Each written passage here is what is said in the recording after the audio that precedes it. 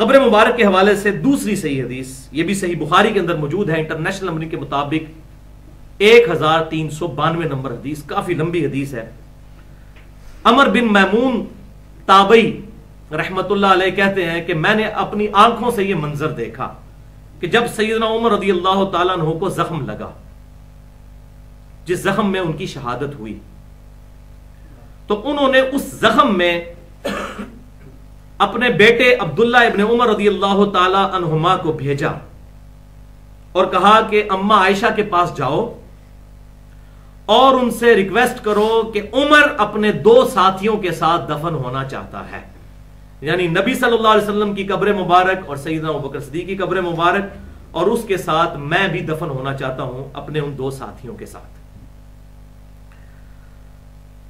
تو سیدنا ابن عمر رضی اللہ تعالیٰ عنہ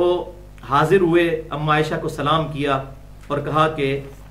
سیدنا عمر نے بھیجا، اور سیدنا عمر نے یہ تلقین کی تھی کہ یہ نہیں کہنا کہ امیر المومنین نے بھیجا ہے، آئی ایم نو مور امیر المومنین، اب میں تمہارا امیر المومنین نہیں ہوں، تم نے کہنا عمر ابن خطاب نے بھیجا ہے، تاکہ یہ نہ ہو کہ امیر المومنین کے روب میں آ کر وہ بات مان جائے۔ اللہ اکبر، احتیاط دیکھیں آپ ذرا، سیدنا عمر مولا عمر رضی اللہ تعالیٰ عنہ۔ تو ابن عمر رضی اللہ تعالیٰ عنہ حاضر خدمت ہوئے اور پیغام پہنچایا، تو اما عائشہ نے کہا کہ یہ جگہ تو میں نے اپنے لیے رکھی ہوئی ہے، لیکن آج میں اپنی ذات پر عمر کو ترجیح دوں گی، ان کو اجازت ہے کہ ان کو یہاں پر دفن کر دیا جائے۔ اللہ اکبر۔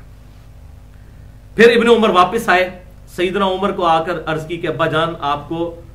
اما عائشہ نے اجازت دے دی ہے دفن ہونے کے لیے۔ تو سیدنا عمر کے الفاظ ذرا سنیں، آپ نے فرمایا کہ میرے نزدیک قبر رسول صلی اللہ علیہ وسلم کی اس جگہ کے ساتھ دفن ہونے سے اہم کوئی چیز نہیں ہے،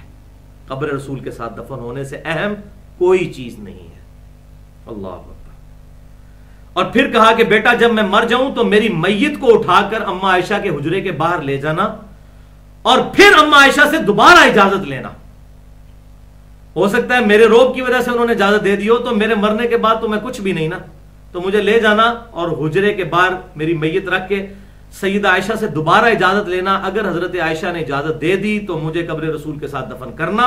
ادروائز مجھے مسلمانوں کے قبرستان بقیع غرقد میں دفن کر دینا۔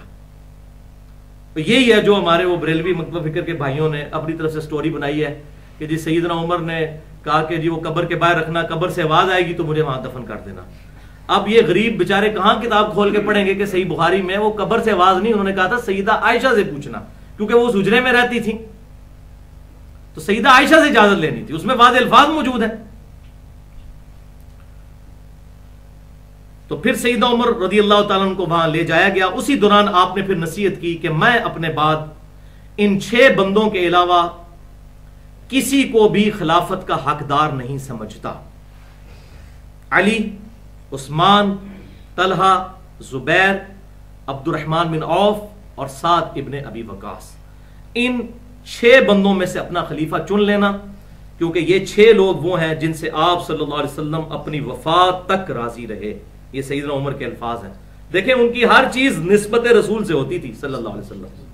کہا ان سے وفات تک راضی رہے، یہ نہیں کہ باقیوں سے ناراض رہے، مراد یہ کہ یہ تو ڈیفینیٹ وہ لوگ ہیں سابقون الاولون۔ اور صحیح بخاری میں یہ حدیث ہے 1890 نمبر حدیث کہ سیدنا عمر یہ دعا کیا کرتے تھے، اللہم ارزقنی شہادتن فی سبیلک وجعل موتی فی بلدی رسولک صلی اللہ علیہ وسلم، اے اللہ مجھے اپنی راہ میں شہادت کی موت عطا کرنا اور مجھے رسول اللہ کے شہر میں موت عطا کرنا۔ الحمدللہ، تو میں نے پچھلی دفعہ صحیح مسلم سے بتایا تھا کہ جو مدینے میں مرے گا، نبی صلی اللہ علیہ وسلم نے فرمایا کہ میں اس کی شفاعت کروں گا جو مدینے کی تکلیف پر صبر کرے گا اور یہاں اس کو موت آئے گی۔ تو سیدنا عمر پھر دعا کرتے تھے، اللہ تعالیٰ نے سیدنا و مولانا عمر، مولا سے مراد دلی محبوب، ان کی یہ دعا الحمدللہ قبول بھی کی۔ اب دیکھ لیں کہ سیدنا عمر رضی اللہ تعالیٰ عنہ کی یہ تربیت پھر ٹرانسفر ہوئی ہے ان کے بیٹے میں۔